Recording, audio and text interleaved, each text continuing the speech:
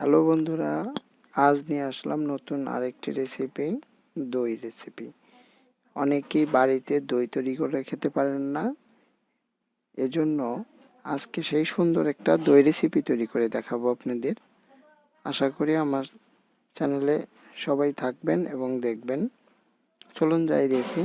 দইয়ের জন্য আমি প্রথমে 2 থেকে 2.5 লিটার দুধ নিয়েছি। এটাকে সুন্দর করে জ্বালিয়ে ঘন করে প্রায় 1.5 লিটারের মতো করে নিয়েছি।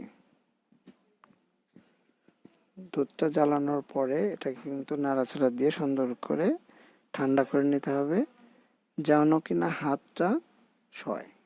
এরপর আমি নিয়ে নিচ্ছি পরিমাণ মতো চিনি। যেহেতু আমি এটা সাদা দই তৈরি করছি, সেহেতু চিনির পরিমাণটা কিন্তু কমে নিয়ে নেব। আপনারা চাইলে আপনাদের স্বাদ মতো নিয়ে নিতে পারেন।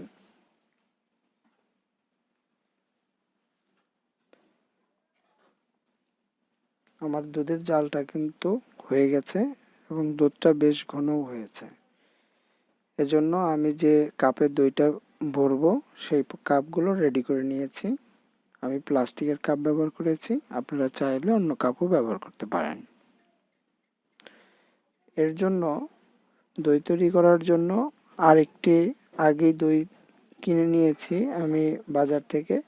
ওখান থেকে সর বাদে নিচের থেকে শুধু দই টেবিল চামচের 2 চামচ নিয়ে নিয়েছি। এই দইটাকে হাত দিয়ে ভালো করে মিহি করে দানাটা ভেঙে নিতে হবে। দানাটা ভেঙে নিচ্ছি হাত দিয়ে।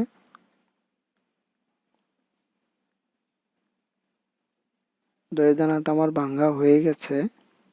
এ পর্যায়ে আমি যে দুধটা দিয়ে দই তৈরি করব, ওখান থেকে 1 চামচ দুধ এই দইয়ের মধ্যে নিয়ে নিচ্ছি। নিয়ে দেখবেন এই দইটা প্রায় ছানা ছানা হয়ে গেছে, মানে দইটা কেটে গেছে। এই পর্যায়ে এরকম হয়ে গেলে আমি যে দুধটা দিয়ে দই তৈরি করব দুধের ভিতরে ঢেলে দিচ্ছি। দিয়ে ভালো করে নাড়াচাড়া করে দুধের সাথে সুন্দর করে মিক্সড করে দেব।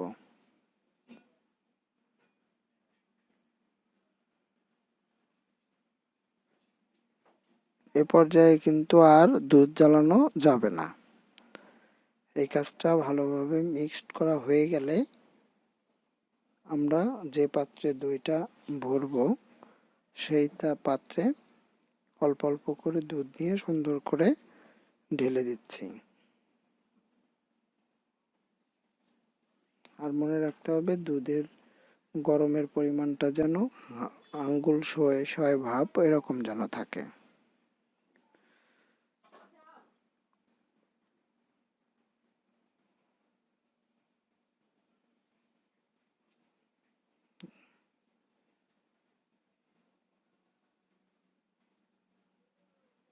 আমরা প্রত্যেকটা গ্লাসে একই মাপের করে দুধ ঢেলে দিচ্ছি। দুধটা ঢেলে দেওয়া হয়ে গেলে আমরা একটি জায়গা নির্বাচন করব, যেখানে আমরা এই দইটা গ্লাসগুলো সুন্দর করে বসিয়ে নেব।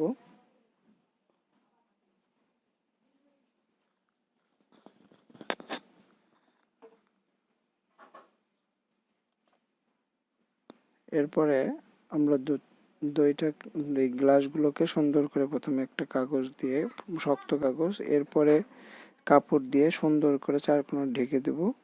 এরপরে